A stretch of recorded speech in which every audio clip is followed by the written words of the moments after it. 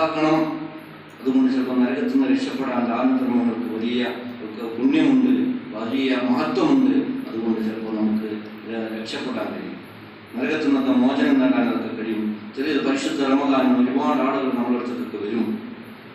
അത് വലിയ റമദാനിനെ കണക്കാക്കിയിട്ട് തന്നെ വരുന്നത് മാത്രമല്ല, അവർക്ക് വരുമ്പോൾ നമ്മൾക്കൊരു മനസ്സിന്റെ അറിയുന്ന ഒരു മാസം കൂടിയാണ്.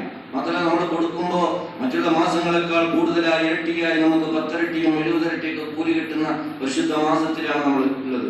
അപ്പോൾ കൊടുക്കുക, പരമാവധി ആര് വരുന്നാണെങ്കിലും അവർക്കൊക്കെ കൊടുക്കുക. ദാനധർമ്മം കൊണ്ട് ഒരുപാട് മനുഷ്യന്മാരുടെ പ്രയാസങ്ങൾ അകറ്റാൻ അത് കാരണമാകും. ഓരോരുത്തരുടെ പ്രയാസം, എത്ര ആളുകളുടെ പ്രയാസങ്ങളാണ് നമ്മുടെ ധർമ്മം കൊണ്ട് പൂർത്തിയാകുന്നത് എന്നറിയുമോ, മാറിക്കിട്ടുന്നത് എന്നറിയുമോ? അതുകൊണ്ട് നമുക്ക് ദുനിയാവ് മാത്രം രക്ഷപ്പെടാൻ കഴിയും, ഒരു മനുഷ്യന്റെ പ്രയാസങ്ങൾ നീക്കിക്കൊടുക്കാൻ കഴിയണം.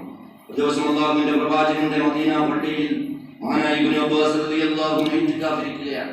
ആ സമയത്ത് ഒരു മനുഷ്യൻ വന്നു, ഒരു പാവപ്പെട്ട ഒരാൾ വന്നിട്ട് മഹാനായ ഇബ്നു അബ്ബാസ് റളിയല്ലാഹു അൻഹുവിന്റെ അടുത്തിരുന്നു. എന്നിട്ട് ചോദിച്ചു, ഇബ്നു അബ്ബാസ് തങ്ങളെ, എന്നെ ഒരാളിപ്പോൾ പിടിക്കും, എന്നെ ഒരാൾ തടഞ്ഞു വെച്ചിട്ടുണ്ട്, എന്നെ ഒരാളിപ്പോൾ പിടിക്കുക, അയാൾക്ക് ഞാനൊരു പൈസ കൊടുക്കാനുണ്ട്, അത് അവധി എത്തിയിട്ടുണ്ട്, നിങ്ങളൊന്ന് വന്നിട്ട് അല്പ ദിവസവും കൂടി താമസം ചെയ്ത് തരാൻ വേണ്ടി ഒന്ന് അഭ്യർത്ഥിക്കണം. അങ്ങ് തങ്ങളുടെ വലിയ മനുഷ്യനല്ലേ, അന്ന് പറഞ്ഞാൽ ചിലപ്പോൾ സാവകാശം കിട്ടും, ഞാൻ തിരിച്ചു കൊടുക്കും. ആ പാവപ്പെട്ട മനുഷ്യനാണ്, ഒന്നുമില്ലാത്ത മനുഷ്യൻ, ഒരു ഗതിയില്ലാത്ത മനുഷ്യൻ, നമ്മളെപ്പോലെ എന്തെങ്കിലും ഉണ്ടായിട്ട് കടമാകുന്നവരല്ല.